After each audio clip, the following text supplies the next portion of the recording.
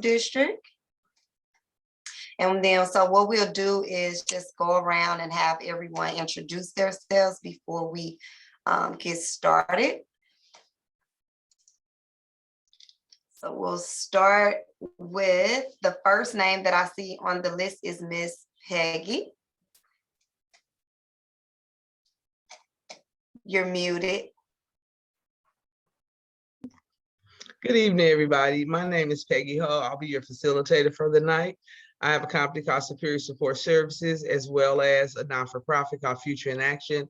And I work in elementary, middle, and high schools with students on college planning, character development, and career readiness.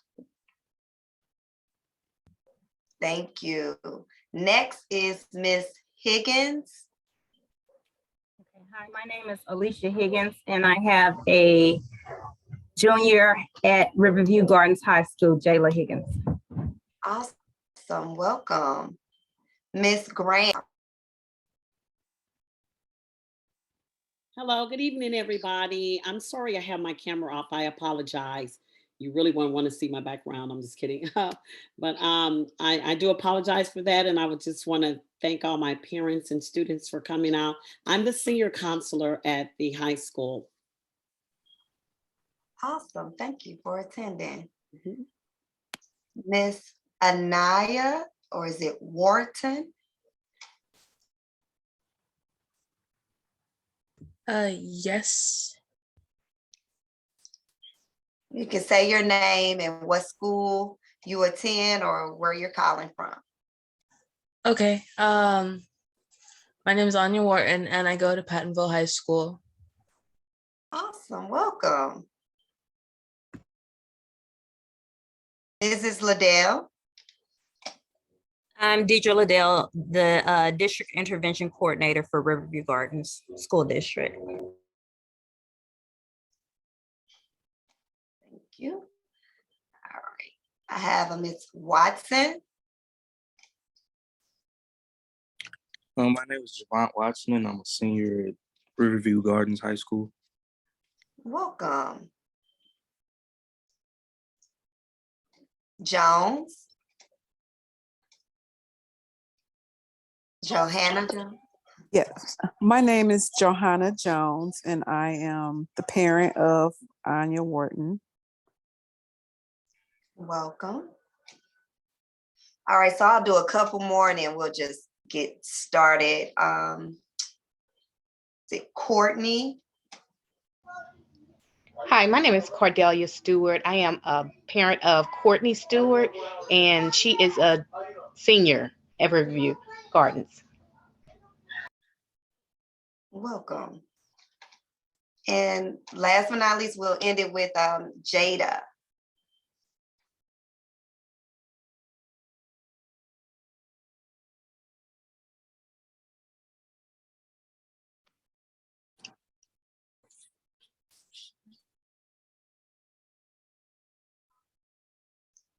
Okay, what about Watson?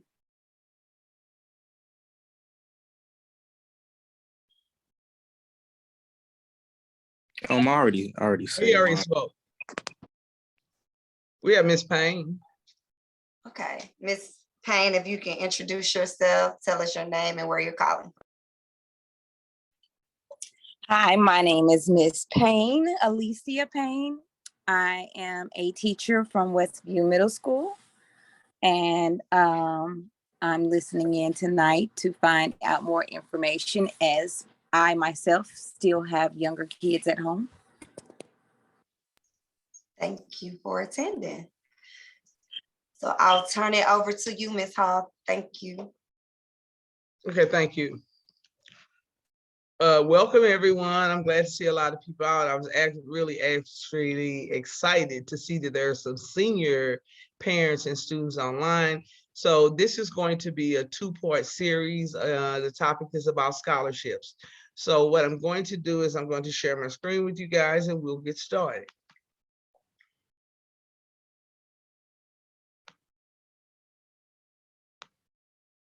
So the name of the series is Show Me the Money. One of the things that we're going to do is we're going to go over what it entails to look for scholarship money. The biggest thing that I want to say is that when you're thinking about financing your students' scholarships or financing their college education, one of the things you have to think about is putting the pieces together. There are so many scholarships that I could not even begin to give you a list of all of them. We know that there are grants, loans, and 509 savings plans, etc. So what we're going to do tonight, we're going to specifically talk about scholarships, but I kind of wanted to start it off by talking generally about the financial aid piece of it, but then moving into how do we get those scholarships. One of the things I tell students all the time is that don't worry about the money, worry about getting prepared to apply for the funds. I think that is one of the biggest challenges that most of our students have. So I'll start with financial aid. Financial aid is money that is given, earned, or lent to help students pay for their education. Given would be those grants when you fill out for your financial aid application, which is called the FAFSA. We won't really be talking a lot about the FAFSA tonight, but that is the application that you fill out, which lets you know what you qualify for as it pertains to the Pell Grant and other grant and loan money out there that is sponsored from the federal government. The other one is money that is earned. Earned money is going to be scholarships.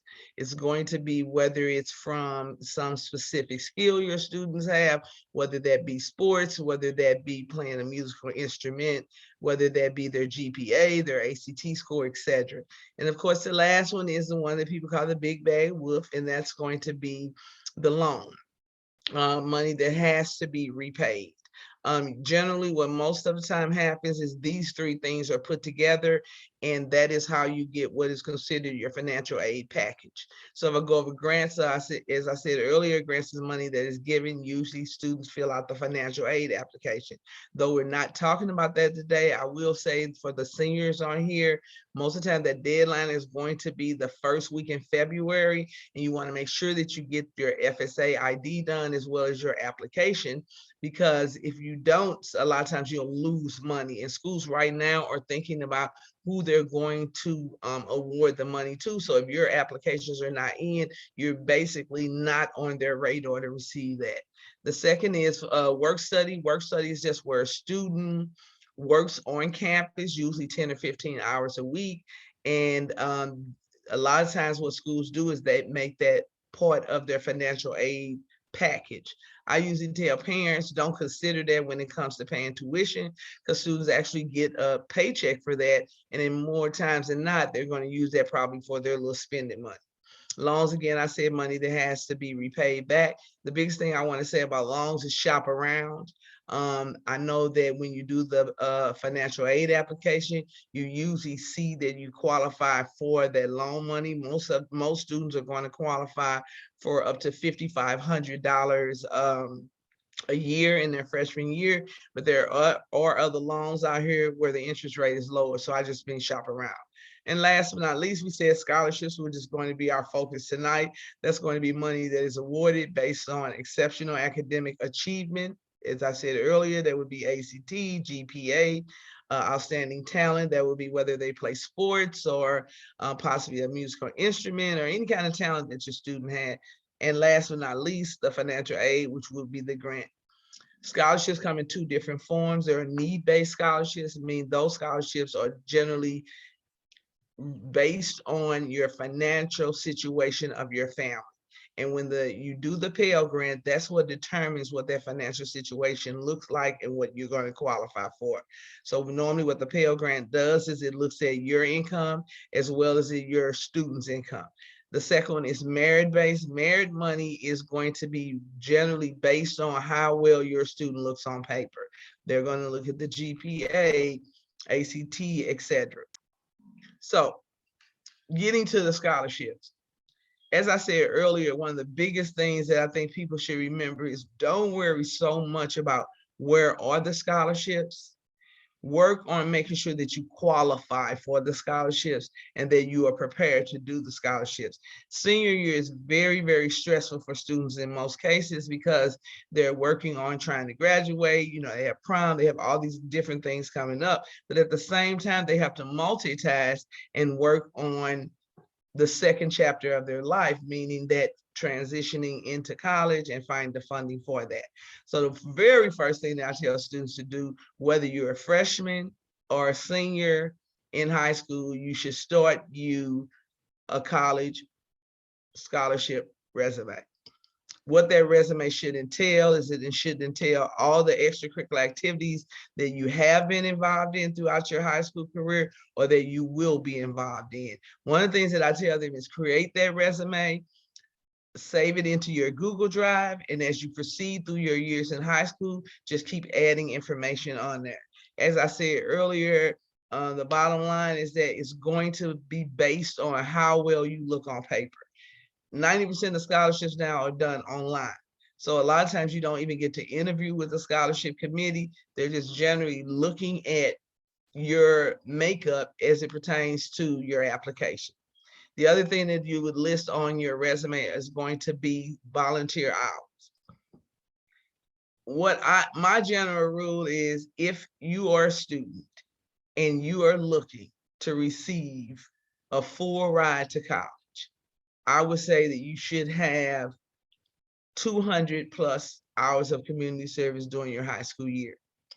And what I generally say is in that freshman and that sophomore year, those are the best times to start getting those community service hours, basically because at that point, you're probably not working like you would be in the junior and senior year. You haven't started driving, you just have a little bit more time left to dedicate to that. The other thing that I would say about the community service is just make sure that be very intentional. So if you're interested in engineering, for example, maybe you want to see if you can volunteer for a STEM program, or maybe if you're interested in sports, maybe you want to volunteer as the Boys and Girls Club and maybe help with some of those smaller teams, just so that when people look at your resume, they can say, I see the direction this student is trying to go into.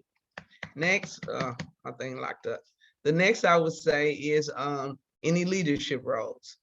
I know a lot of times students don't want to take leadership role, but there are scholarship applications that are going to ask, what leadership role did you play? Did you chair a committee? Maybe you chair the homecoming committee and you help with the decorations, so just make sure that our students stay involved so that when they're doing their resume, they can look at their resume and they won't see so many gaps. The fourth one is honors and awards. As most of us know now, schools don't give out the little paper certificates anymore. So you have to be really creative when you think of what your honors and awards are. So one of the things that I tell students is, remember, if somebody asks you to join the National Honor Society or join a club, or maybe ask you to do something that every other student is not doing, that is an honor. So make sure that you keep up with that on there too. So what's needed for a scholarship? So now I'm moving into, say you're a senior and I was to give you a list, which I am going to, of a bunch of scholarships. What's needed to get those scholarship applications done? First thing, of course, is a resume that we just discussed. The second thing most scholarships are going to ask you to do is upload your SAR. If you are a senior by now, you should know what your SAR is, which is your student aid report. That is the report that you receive after you fill out your FAFSA, and it just basically outlines your financial position situation. The next thing is copy of all your acceptance letters. And one of the things that I tell my students is just make a Google Drive. And as you are receiving all of these things throughout the year, just drop these things into your Google Drive. That way, when you need those things, they're there, they're ready to upload. The next thing is essays. I tell students at least have 2 essays, 350 to 500 words. Now, every scholarship application is going to have a different criteria. So you may get a scholarship application that says 350 words. Another one might say up to 500 words. The reason I use 350 to 500 is that's the general amount. If I was to say what is the one determining factor on receiving a scholarship from someone that you apply to, I would say it's the essay. The essay is the biggest thing. Most students are not the best writers, and in some cases, they don't really know how to construct the essay and be vulnerable. And people really want to know who they are. So whether they're asking what are your career goals or why do you deserve this scholarship, it's still a way for you to tell your story. It should always be you telling your story. And I'm not going to get a lot into that because we actually have sessions that's just about the essay. The other thing is unofficial transcript. I tell students all the time, you should be able to go on your portal, download your unofficial transcript, and then upload it into your Google Drive and have it available at all times. The next thing is going to be at least 3 recommendation letters. When you ask those teachers, those counselors for the recommendation letter, make sure that you also get their email addresses, because as I said earlier, 99% of scholarship applications now are done online. So which means that most of the time in the application, they're going to ask the student to put their recommender and the recommender's email addresses in there. Every student should get 1 recommendation letter from their counselor, because 90% of these scholarships are going to ask for that. ACT score, I won't get a lot into that, but I know you seniors know that ACT, because of the pandemic, over 1,700 schools this year has made ACT optional. Some of those schools say the ACT can be optional, but if you don't turn in an ACT score, you will not be considered for the scholarships that they have. Some say that they won't hold that against you if you don't turn in the ACT score.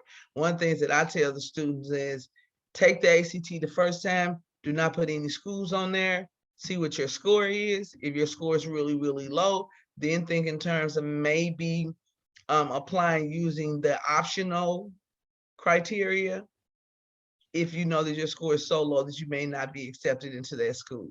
And last but not least, a copy of the students' and parents' income tax from the previous year.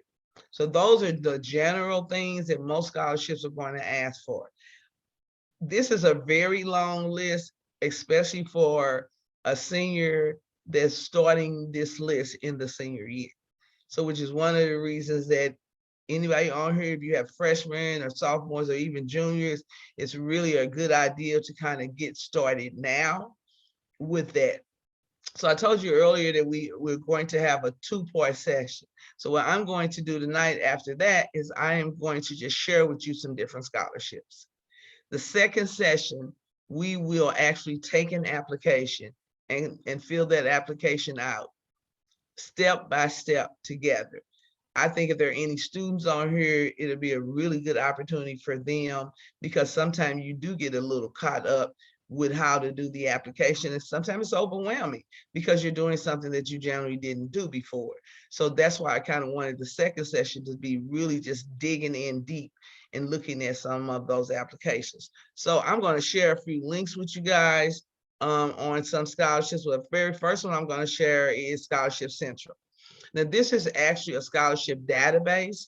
A lot of organizations have decided to allow scholarships, St. Louis Scholarship Foundation, to put their scholarships in their database. I love, love, love this site, basically because once you upload the information, you can use the information again and again for filling out a numerous amount of scholarships. So I'm going to see if I can get this link real quick.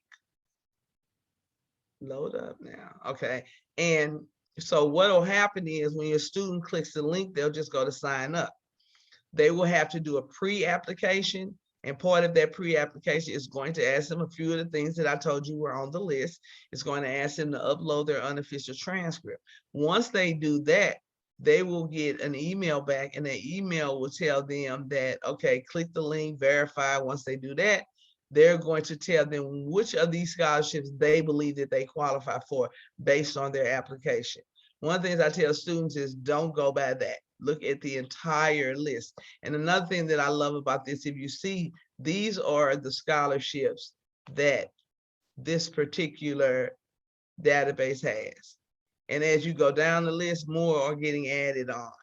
So you'll continue on and around when you get to April, you'll see that it'll probably be 3 pages of scholarships. Some are more than others, and you can really look. Once a student signs up, over to this side, they'll see where it says apply. All they do is click and apply. And as I said, once they upload their information in it once, they can upload and use the same recommendation over and over. They can use the SAR over and over. So they don't have to keep uploading things. The other thing I like about this, if you look on this side where it says grants and it says external, if you click external, it's going to take you out of this database, but it's going to take you, it didn't do it, to another database. So the other database doesn't have anything to do with St. Louis Graduate, but it's still a great database with more scholarships in there. So this is like a one-stop shop. And most of the time students can go on here and in a very short time get quite a few applications done. So that's one of the reasons that I really, really like St. Louis Graduates.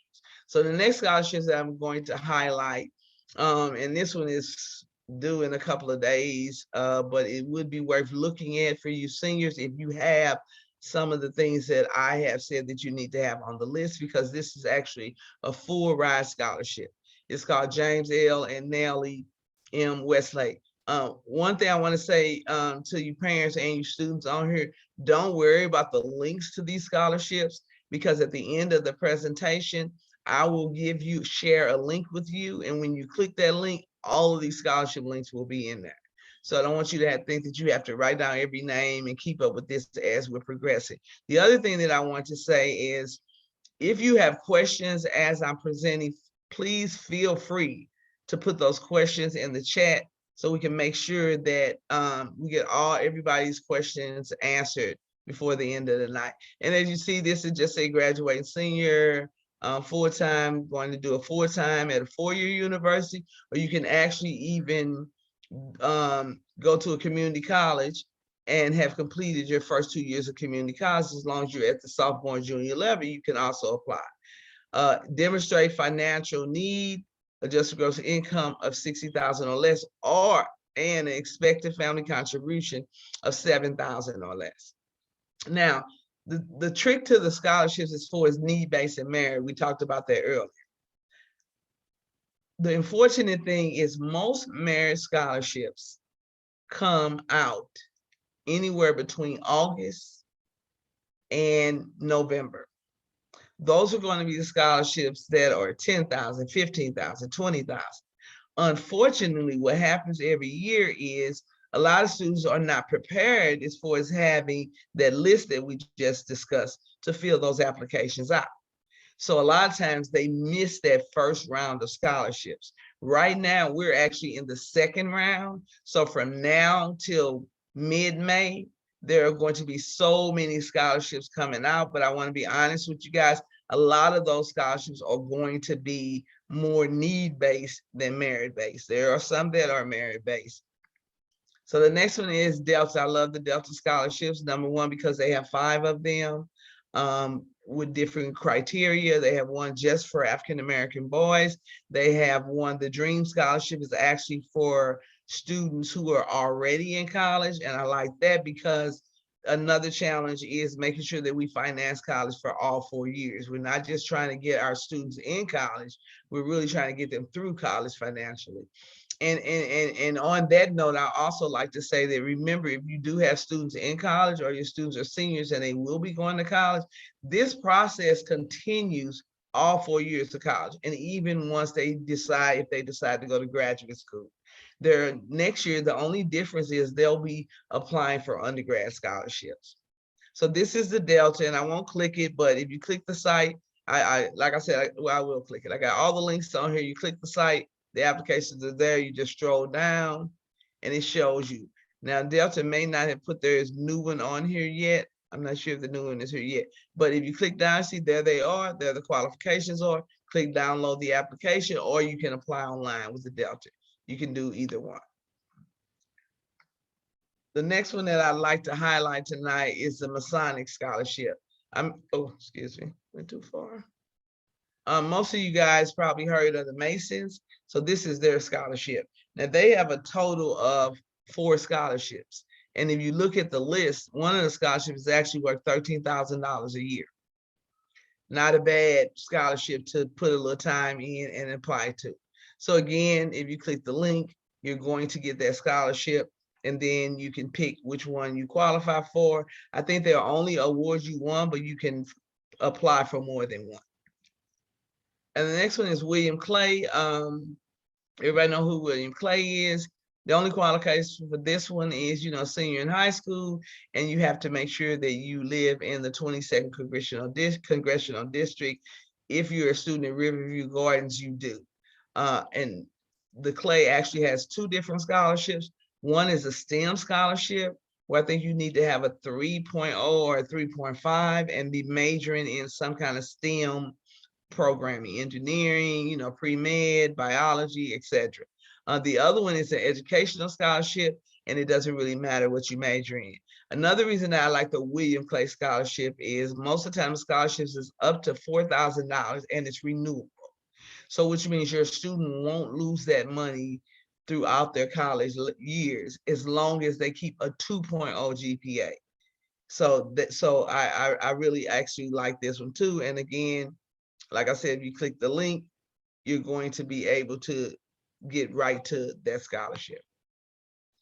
The next one that I've highlighted is the Congressional Black Caucus Scholarship. Same thing, they actually have 2 or 3 different scholarships. Their scholarships are not due until May, I believe it is. So if you go on their site right now, you may see the scholarship application from last year. But no worries, they usually will post it at least 3 months out, so you have enough time to complete that scholarship. Now, the other thing that I want to mention is that most of these scholarship applications do not change from year to year. So if you're a freshman or you have a sophomore or a junior student, they literally can start this process now.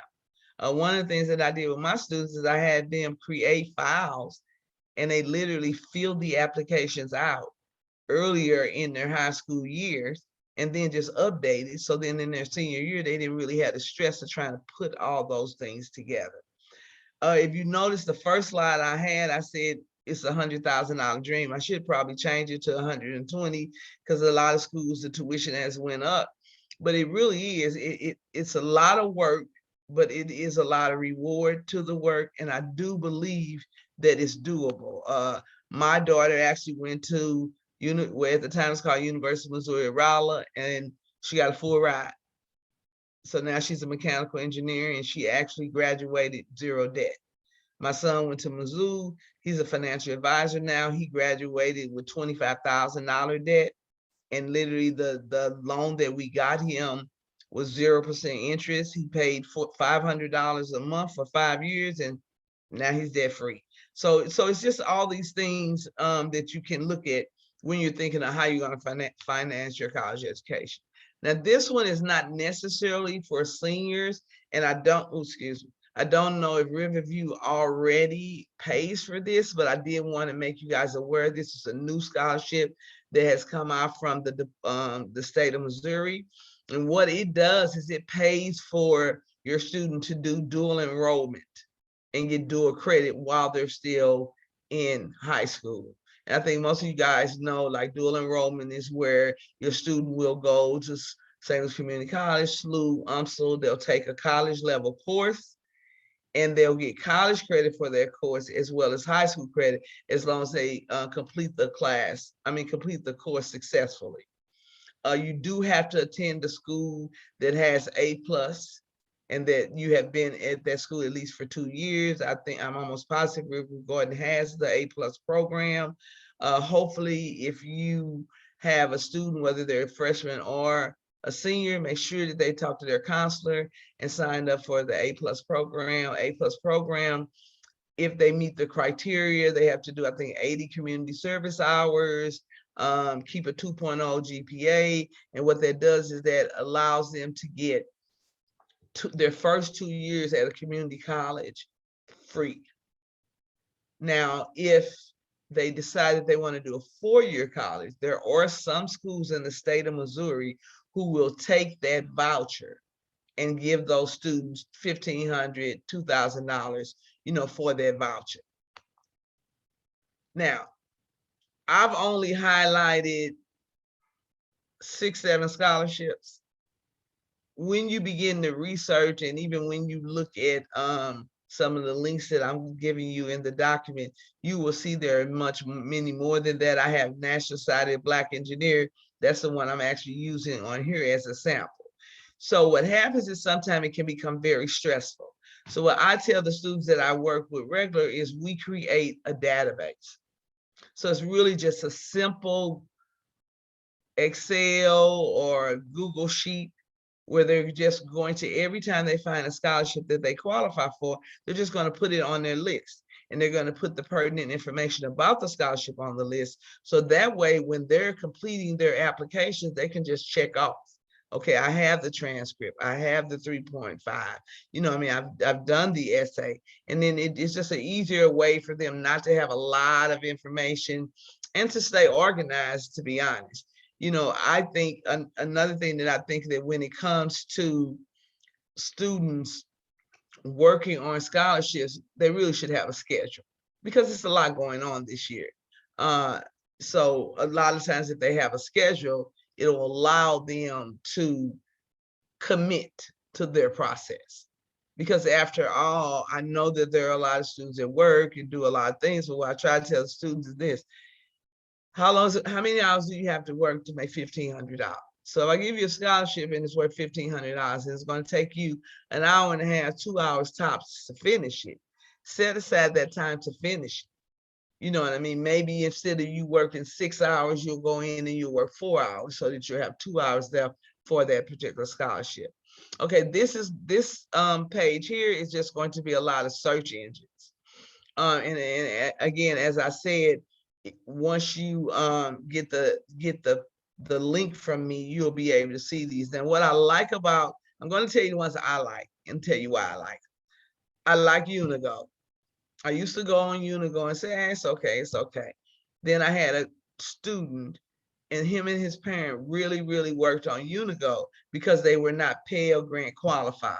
He ended up getting $8,000 in different scholarships from just going on Unigo and basically staying consistent and applying. I also like Scholarship 360. And the reason I like Scholarship 360 is because they have scholarships for 8th graders, 9th graders, 10th grade, 11th grade, you major in pre-med, pre-law, etc. So it's a really good site to actually, and as a matter of fact, I'll click their link. It's a really, oh, it didn't work. Okay, well, it's a really good site. Why did it work? Not work. It's a really good, yeah, it didn't work again. Okay, well, it's a really good site. I don't have to correct that link. So let me see if Unigo works. Yeah, it's a really good site for you to go in. Now, most of these sites will say you want to sign up. If you sign up, they'll actually email you scholarships.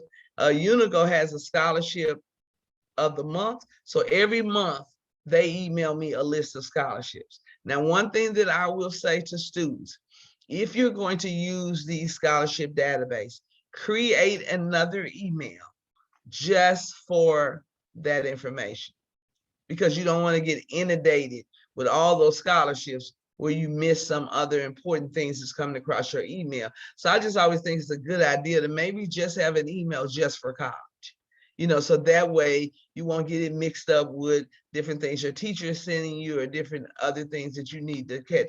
And on Unigo, I'm not doing anything now, but if you look, it's just all scholarships. I mean, you can just apply for so many scholarships.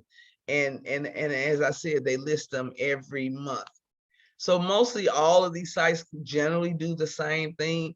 Merit Aid would be a scholarship, a good site for those parents to look at who maybe you're not going to be Pell Grant ready. That would be a good site to look for. Another thing, the database that I told you about, the St. Louis graduates, if you look on there and you know you're going to end up needing some loan money, there's a application on there from the St. Louis Scholarship Foundation. They actually loan up to $11,000 a year to students at 0% interest. The only trick is you start paying the money back 1 year after you graduate, and the funds have to be paid back in a 5-year span.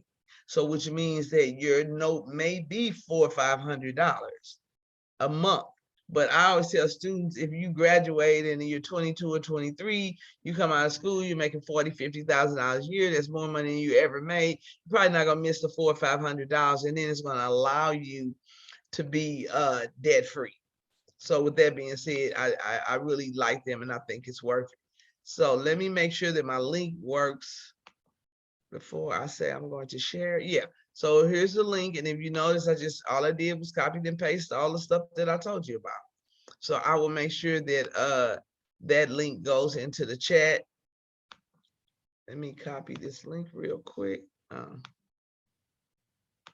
And while I'm doing that, if you guys don't mind, I'm asking Ms. Nelson, are there any, I'm sorry, I'm trying to multitask, so let me be quiet until I get this done.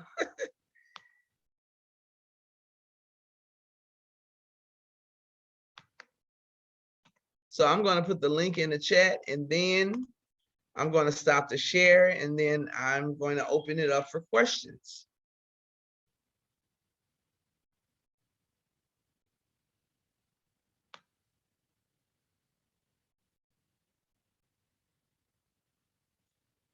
Okay.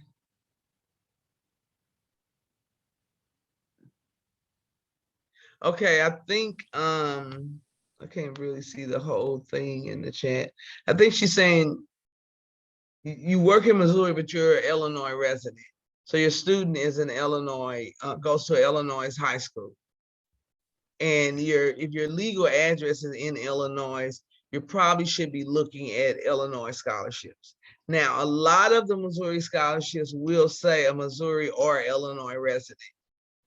You know, so it's just going to be case by case, but in most cases, they usually say both. Hi, it was me. So I'll ask the question. So I work in Missouri and my student goes to school in Missouri, but I'm an Illinois resident and she's a rising freshman. So my question is, should I change, and it's possible, even though I'm not moving, but I can change her residency to a Missouri address. Would that be more beneficial probably for her? I think so, because I think what's going to happen is that if you stay an Illinois resident and she's going to school in Missouri, you 9 times out of 10 have to use a Missouri address for her to be a student in Missouri. So it would probably be more advantageous for her as far as this process go if she is a resident of the state that she goes to high school in, if that makes sense. Kind of, because well, she's not illegally going to school. She goes to school with me at work, so she's like they know that she lives in Illinois, and so it's not like they think that she's a resident and in district resident. They understand her residency, but I was just wondering for scholarship. No, I think what's going to happen is you can do it 2 ways. If you want to keep your Illinois residency, then you're going to be looking for a whole different group of scholarships. Unfortunately, you're not going to really have a strong network database for that, because at her school, it's going to be Missouri scholarships. So if there is a way that she could be a Missouri resident, it's probably going to be easier as far as the scholarships go. But again, I will say that a lot of the scholarships say either Missouri or Illinois resident.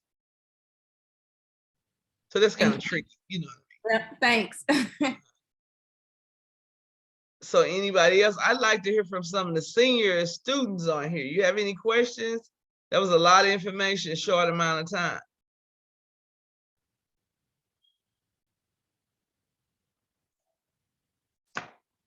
Nobody? We did have a question from Miss Payne, that stated, can this help for adults going back to college as well? Yes. Yes, St. Louis graduates can really help for adults going back to college. And there are a couple of sites, I'm trying to think of it. I think it's called Back to School. And that is a site for adults. And some of those search engines, if you go on those and you just type in parent trying to go back to school, or undergrad scholarships, or it just kind of depends on what level. I know there's a scholarship, it's called Mosley. What is it? I'm trying to remember. I know it's Mosley. it's another name, Mosey something, but it's actually for adults who are trying to go back to school. So it's almost like you really can just sit at the computer one day, to be honest, and just start Googling things, and it will just shock you. You'll find, sometimes I sit down and I say, well, I'm gonna look for a couple of new scholarships. And I'll say, I'm gonna sit down for an hour. And to be honest with you guys, I'll look up, and I've been on this computer for 4 or 5 hours, just copying and pasting, putting stuff into a database. So if, and I actually do have a very huge database for who, I don't know who that parent was talking about going back to school, if you're up for the task. You know, generally I try not to give the students a big database because it just stresses them out. You know, when I say, okay, here's a list to go through them, sometimes they're like, this is too many, Miss Peggy. You know what I mean? So feel free if you want me to share that with you. I have no problem with doing that. The other thing that I would say is also look at the schools, because most schools have scholarships that they're going to offer your students when they apply, scholarship that your students get offered once they get their award letter, but then they have what they are called departmental scholarships. So let's say, for example, my student is going, I'll just use Mizzou as an example. My student is going to go to Mizzou and major in education. Well, Mizzou has a scholarship application that everybody fills out. Then the Department of Education has a scholarship application for those students who are being admitted to that particular school. So whether it be the School of Engineering, school, you know, School of Education, etc., most of the time they have departmental scholarships. Unfortunately, most of the time they don't even talk to you about them, and those require a separate standalone application. So I would tell parents, you know, if your students are applying and you're in the process of trying to decide which school, you know, trying to decide how the financial aid is going to look, reach out to that financial aid office. Also, every school that you call the financial aid office, ask them, do you guys have any CARES Act money for incoming freshmen? Because, you know, with the CARES Act, those universities got a lot of money for and I know last year they were giving money out, a lot of money out to incoming freshmen, you know, but just say CARES Act and they'll know that you know. Or just call them and see, say my student is thinking about going here, and we're trying to see what other kind of scholarships and you know, grants or anything that you have available for them. The other thing I would say to the seniors, and I know it's a little bit off the topic, is just when I get in front of seniors, I just try to get so much out, and that would be, don't rush to pick your school. Don't rush to pay that housing deposit, because soon as you get accepted into the school, you're going to keep getting email after email. You got to have your $400. It has to be in by next week, et cetera, et cetera. Just remember this: if you pay that deposit without knowing if you have all the financial support you're going to need to go to that school, you lose that deposit. So it's a really good idea to wait until at least the school give you your award letter, because what schools are doing is they're trying to lock down students so that all their seats are filled in the fall. But what happens is they want you to commit before you even know what your financial aid is going to look like. And I just don't think that's a really good idea. I see a lot of parents and students will pay that deposit, and then because the school doesn't offer them any money, their student end up going to another school, they lose their deposit. So that would be something that I think you guys could really, you know, could think about. And for all the seniors on here, if you send me your, and I'll put my information in the chat, if you send me your contact information, I will make sure that as I'm sending the scholarships out throughout the rest of the year, I'll just make sure that I include you in that database. And I actually do, I'm actually doing, at a couple of schools that I work at, I do what I call scholarship Zoom nights. So it's actually where we highlight 2 scholarships and we go over getting those scholarships completed. So I'll make sure that you guys get that information. So do I have any, I would really like to ask the seniors, if you don't mind, what school you're interested in, what do you know, where are you going, and do you don't have any questions? So Courtney had a question. They asked, how can a student receive more scholarships from an out-of-state university? Okay. Here's the general rule, Courtney. Once you apply at the school and you're accepted, sometime when you get accepted, they'll say, we're going to award you $10,000. Now the tuition might be $40,000. That's just generally off the top what we're going to award you. Once they receive your Pell Grant and they receive their budget for the year, usually around this time of the year. So from now to March, they're going to be working out what student gets what money. You really have no control over that. So the best thing that you can do is apply for every scholarship that comes across your desk. Because some of these scholarships say you have to live in Missouri, but you do not have to attend school in Missouri. So therefore, if you apply for the Delta Scholarship and you decide I'm going to Tennessee State or I'm going to, Kansas State, that money goes with you. So generally, you just need to apply for all the scholarships that you can apply for that says that the criteria is that you have to attend a 4-year university. They're not saying that the criteria is you have to go to a Missouri school. Most of them don't say that. There are a few that do, but the majority will not say that. So I hope that helps. Ms. Higgins asked, do you have a do's and don't list for students, like examples you gave about the rushing to pick your school? I don't actually have a list, but I can say don't rush to pick your school. I can also say for every hour that you spend on social media, hanging with your friends or whatever it is that you do, make a contract with your child, say that they have to spend 50% of their time working on life after high school, whether that be college applications, scholarship applications, etc.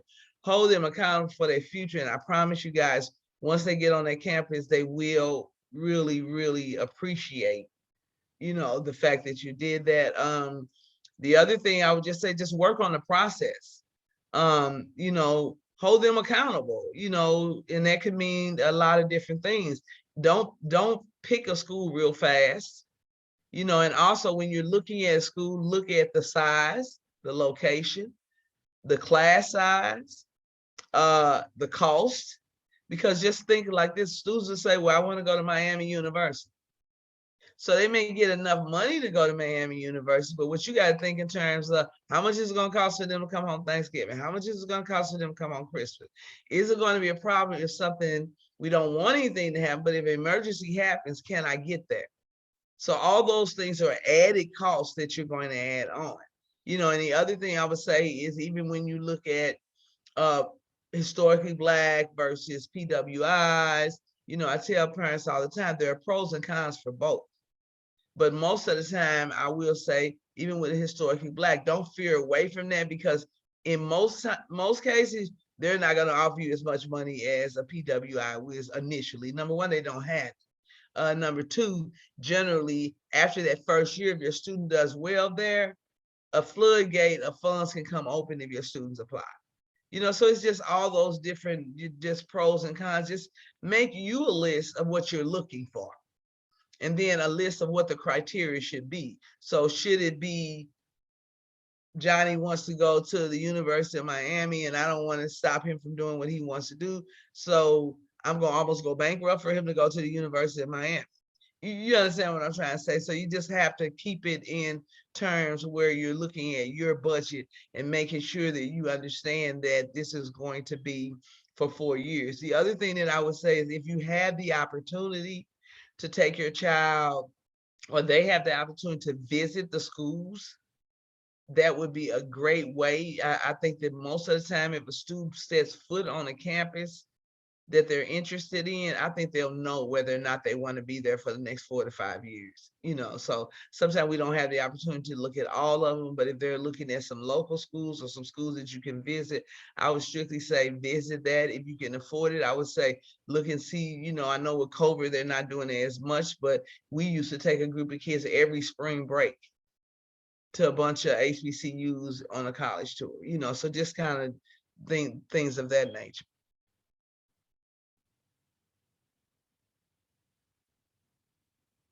So are there any more questions or comments? Okay. Ms. Well, Grant, go ahead. asked a question. Okay, She go said, ahead. could you explain the A+ and its qualifications? Yeah, A+ is, for lack of a better word, it's like a grant from the state of Missouri.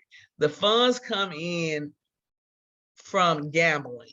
So when you see the lottery or the boats, they pay taxes and they create the A+ program from the tax money that those people pay. Your student is supposed to sign up their freshman year, sign up for A+, because one of the qualifications is you have to do 80 hours of community service. 50 of those hours have to be with underclassmen. So normally what happens is that if you go to your school's counselor, you sign up for the A+ program. Normally what happens around your sophomore, junior year, they usually have a relationship with that middle school. So your students will go to that middle school or that elementary school and then work with younger students to get those 50 hours. The other 30 hours have to be, you know, community service hours. The other thing is that you have to have a 90 percentile, I think it is, attendance. And I think you have to have a 2.5 GPA. Now, once all that criteria is met, you basically qualify for the A+ program. So it allows you to, like I said earlier, either go to school for 2 years at the Missouri Community College, tuition free, or use that certificate at whichever other schools that take that certificate and get the credit for that certificate. And I've even known students to come home in the summer from they'd say they went to a non-Missouri school that did not take A+. They come home for the summer, they take a couple of classes at St. Louis Community College and they use their A+ certificate to pay for those classes. And I do believe it was a counselor on here, and I think that she could probably even add and explain a little bit more than I have. I don't know if she's still on here. Oh, I am on here, Ms. Higg. I think you did a great job at explaining that. I just wanted the students and the parents to hear that. We do actually enroll our scholars in their freshman year for the A+, and then we explain to them that, you know, you want to make sure you are getting, and I believe it's 95% attendance and the 2.5 GPA, you want to keep that so that you can get the A+. And then when they go off to college, like my seniors are going now, we create a list of the students that met those criteria. And then when we send their transcripts out, it's stamped A+. My only issue with A+ is, and I think I need to probably take this somewhere else, but I'm just going to say it. When students go to the community college or some of the universities, there's a list of universities that take A+, and they'll pay for the 2 years. So my only issue is that they say the student gets a Pell Grant, they get FAFSA, they get the Pell Grant, and they get the A+. So they use the Pell Grant first, which I think it should be the other way around. Because if you use the A+ first, which they earned, then they'll be allowed to keep some of their Pell Grant money. Yeah. You know, so you could keep the federal money, but you cannot keep any money from the Pell Grant. And so a lot of the schools use the Pell Grant first. Yeah. And that's my only issue. Yeah, and I totally get that. They did that with my son 1 year with the William Clay, and I reached out. That's why I love William Clay. I reached out to the William Clay scholarship, and what happened was they said since he had excess money, they wanted to take back some of their money and use the William Clay money. So when I talked to William Clay after that, they just sent the money straight to my son. That's You know what I awesome. mean? Because they do that all the time, and that it is awful the way that they do that. Yeah. Thank you so much. Thank you. Okay, well, I think is it something else? Anybody? Okay, I think we'll close out. So you guys, the next one that we'll do, I think that it'd be a good idea to walk through a scholarship application. I would strongly suggest that you invite your student to just see the process, because what I'm going to do is I'm going to go through the application and I'm going to have attachments. So they'll be able to see, okay, what does this resume supposed to look like? You know, maybe I'll have an essay and read maybe the intro to the essay, because the essay is the biggest thing. A student just can't get their thoughts down. I read some of them and they're okay, and I read some of them and they are terrible. You know what I mean? I mean, every now and then I do run into something great, but it's because students don't want to take the time to write and rewrite and edit. But you only need 3. If you got 3 really good essays, that's usually all you're gonna need. You just have to take the time to, to do those essays. So we'll go over that a little bit, and so the next time we'll just go over the scholarship application and talk more about the components of it. I think that once you guys get that list together and understand those components, you're going to be able to do these scholarship applications like an assembly line. And I'm sure Ms. Graham can tell you, those students that get that resume and the essay and all those things done ahead of time, they're probably doing applications like 1, 2, 3, 4, 5. So. Absolutely. Absolutely. I agree.